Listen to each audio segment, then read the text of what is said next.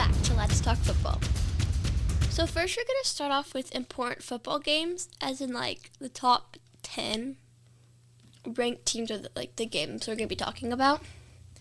So we start off with number 11, Tennessee, and number 7, Alabama playing. Alabama lost to Tennessee with the score of 24-17. Number 10, Clemson, beat unranked UVA 48-31. Number 8, LSU beat Arkansas 34-10. UCF played number 9, Iowa State. UCF was so close to winning, and I wish they did. It would have been amazing. The score was 38-35. And if UCF beat Iowa State is ranked above BYU, so BYU could have moved up more. And then also Iowa State is in the Big 12, and then BYU would be like, at the top. I mean, they are at the top of the Big 12. But yeah. So, next we have number 5, Georgia, playing number 1, Texas. The final score was 30-15, Georgia. So now Texas is not undefeated, which means BYU is kind of at the top now. There's not very many teams who are undefeated now, but BYU is one of them. Now we go to NFL scores and updates. The Vikings and the Lions played. The final score being 31-29. The Lions won. The Vikings had a great season so far. The Lions handed the Vikings their first loss, so now both of the team's records are 5-1. The Seahawks played a great game against the Atlanta Falcons and beat them with the score of 34-14. The Chiefs and 49ers faced off. It was like a little Super Bowl rematch. So I got my Travis Kelce and Patrick Mahomes Funko Pops that my mom got me for my birthday to come support the game. And the Chiefs 49ers beat the Chiefs beat the 49ers again. But fun fact, I was watching the game, and at the beginning it said something that Patrick Mahomes record with playing with the Chiefs, playing against the 49ers is 4-0, I'm pretty sure. So that's pretty cool. So the final score was 28-18. The Broncos and the Saints played Thursday night. At least I'm pretty sure it's Thursday night. And the Broncos beat the Saints 33-10. I was kind of sad about that because I like the Saints. So now we go to our new segment. It's all about BYU. Gonna be a great segment, you guys. Because we talk about BYU, so it's gonna be great. So this segment is gonna be basically just talking about the BYU game that happened. So it's gonna be great. So this BYU game this weekend was actually a nail biter, real nail biter. Because I'm not someone who bites my nails, but that is legit what I was doing for it this time. So BYU did not play as good as they should have. There were some good spots, but also some rough spots. So hopefully they can get it together because they need to do better. So they played Oklahoma State, and Oklahoma State's pretty good, But I think BYU should have played better, and they could have played better. Their first drive was amazing, and then BYU did come out and play better in the second half. But what BYU was doing in the fourth quarter was kind of hard to watch because they were stopping Oklahoma State on first and second downs, and then sometimes third, and then could not stop them. I mean, yeah, it was 3rd and 1 or 4th and 1, but still, and I wish they could stop them, and it would have been great, but they didn't, which was a bummer. But sad. So BYU's up 31-28 late in the fourth quarter, and Oklahoma State scored a touchdown and the extra point. And the score was now 35-31, just barely ahead so that BYU could not tie the game with the field goal. With just over a minute left in the game,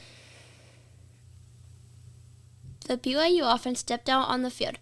None of the fans knew what was going to happen. I don't think the players did either. I was watching some highlights from this game, actually, even though I actually watched the game. but I was watching some highlights, and after Oklahoma State got their touchdown, seeing the BYU players, they looked so defeated. Like, the defense, like, they were hanging their heads. They looked so defeated. Like, they could not believe they had just let that happen, and I'm pretty sure they thought they were going to lose the game. I mean, I kind of thought BYU was going to lose too. But the offense stepped out on the field, and they did what they needed to do. So Jake Retzlaff threw some incomplete passes at the start of their drive, which kind of worried me. And then less than a minute left remaining in the game. It was 4th and 8, and they had to get a first down, or the game was going to be over, because Oklahoma State was just going to take a knee, and then BYU wouldn't get the ball back. And so this was really important. So Jake Retzlaff threw such a great ball to Chase Roberts for the first down, and it was so amazing. So what Chase Roberts is really good at is either getting the first down or a touchdown. The next play, Jake Retzlaff scrambled really well. I don't know how many yards he got, but it was a really good scramble, and he was at a really good spot in the field. And then the next play, the final play for BYU of the game, Jake Retzlaff, there's 19 seconds left. Jake Retzlaff throws the ball to Darius Laster. This changed the game. A 35-yard reception touchdown. BYU goes up 38-35 after scoring the extra point. With 10 seconds left, BYU finished the game and won. This was a crazy game. I cannot believe the outcome. Like, oh my goodness. It was a great finish. So BYU pulled out a win to be 7-0. BYU went 75 yards in 8 plays in 1 minute and 2 seconds. It's crazy. The QB for Oklahoma State went out during the game after a good scramble and grabbed his shoulder. He was out for the rest of the game. And turns out he broke his collarbone ouch. So that's a bummer, and I hope he gets better soon. So now it's time for POW, Player of the Week. So I kind of already highlighted them in our BYU segment, but I'm going to highlight them again. So these 3 people, Jake Retzlaff, Chase Roberts, and Darius Lassiter, all did really good on offense, just throughout the whole game, and just have been doing a good job, like, the whole season. And so they really showed up on the game-winning drive. So first off, we have Chase Roberts. He had his part in saving the game because they had to convert the 4th and 8. So he had a big part in getting that first down. So Chase Roberts really is used for getting a first down or a touchdown. Second, Jake Retzlaff. He is so much better than he was last year. Like, his improvement, if you look at his stats, like how many completions per game compared to like probably his completions from last game and how many yards, they would be totally different. If you just look at the stats without knowing who it was, you would think that it's a totally different person. And he's just grown so much, and that's probably why we've been having a really good season. So he, first of all, threw the ball to Chase Roberts for the first down, which was great, and he stayed calm under pressure. And then he's also really good at scrambling. And he's legit the lead rusher for BYU, which is kind of crazy. At least this season he is. So that's pretty crazy. I mean, he's a quarterback, not a running back. But like, hey, as long as it's good scrambles, it's good. And so, like, he had his really good scramble that I mentioned in our BYU segment. And then he also threw the really good game-winning pass to Darius Lassiter, which leads us to our final spotlight, Darius Lassiter. Darius Lassiter is, like, so good. Oh, my goodness. And he has, like, amazing dance moves. So if you ever watch, like, totally encourage you to watch a BYU game. Not just because of dance moves, because BYU's amazing. But if you want to see him dance, he got some pretty good moves. So just totally, it's really fun to watch him dance. So he kind of got a little hurt, but was good to go earlier in the game. But luckily he was better because we needed him. So this was the last play, and Jake Retzoff just threw the ball really good to Darius Lassiter.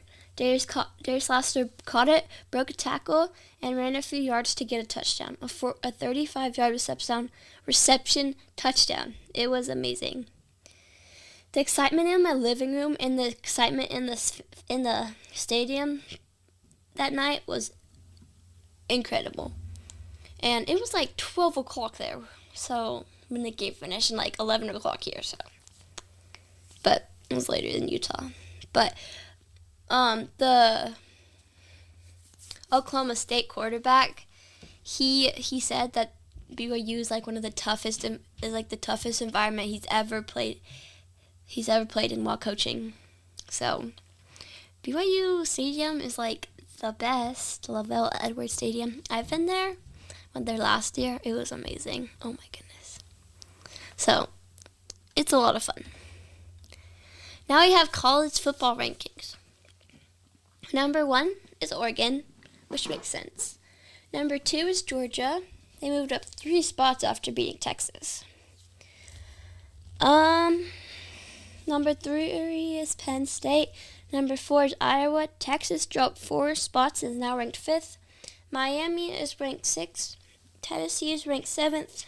They moved up 4 places after beating Alabama. LSU is ranked 8th. Clemson is ranked 9th.